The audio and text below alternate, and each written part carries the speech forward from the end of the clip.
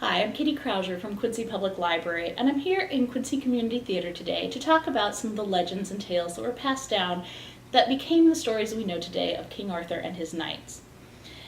Now, as legend, the stories of King Arthur were passed down orally for the entertainment of people who were in the courts. This was before television and radio, and even before phonograph records and things like that. So the songs and poems that were created were frequently kept by the speaker as the core part of the story, but then they were embellished to really attract the audience that was listening to them. The oral mythology, unfortunately, was collected so much later that we've lost a lot of the records. But the most influential written records that we have that relate to these legends come first from Gildas and Nennius, and they were writing around 600 AD. Unfortunately, they mostly specified the battles that Arthur or the Britons were fighting at the time and did not include a lot of names.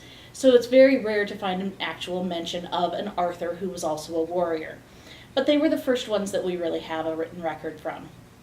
Next came Sir Thomas Malory, and he was writing during the time of one of the Henrys, and mostly was writing to protect Henry's claim to the throne of Britain, based on some of the Arthurian legends that he was recording. He also inserted a lot of details that were relevant to the 11th and 12th century readers. He included jousting, tournaments, silken gowns for the ladies, and knights in plate armor for the men. He also introduced the idea of the walled or turreted castles, like Camelot, which we picture in our minds every time we hear the stories, as well as the quests, which he modeled after the Crusades and also helped influence people who were joining the Crusades by sending them off on journeys to return sacred relics, like the pieces of the True Cross or the Holy Grail, which is, of course, the most famous quest that the knights did. In the 12th century, Christian de Troyes, who was from France and part of Eleanor of Aquitaine's court, really added a lot of the French element and atmosphere to these stories. He was strongly encouraged by Eleanor to add to the stories to build a bigger character base. He expanded the legends and the character list, most notably with Lancelot and the interaction with Guenevere.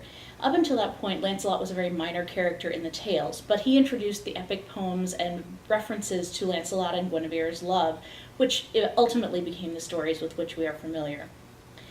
Arthur's role is really minimized in a lot of de Troyes' stories because he is already king and he is merely there to send knights out on their quests and adventures and to praise them for their actions and recognize them when they return.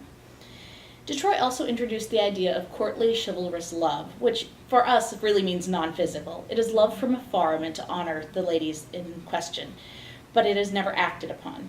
In our own centuries, T.H. White wrote a series of stories called The Once and Future King, and this is the story that Walt Disney used when he was creating his animated classic, The Sword in the Stone, and that is one of the most familiar stories to us.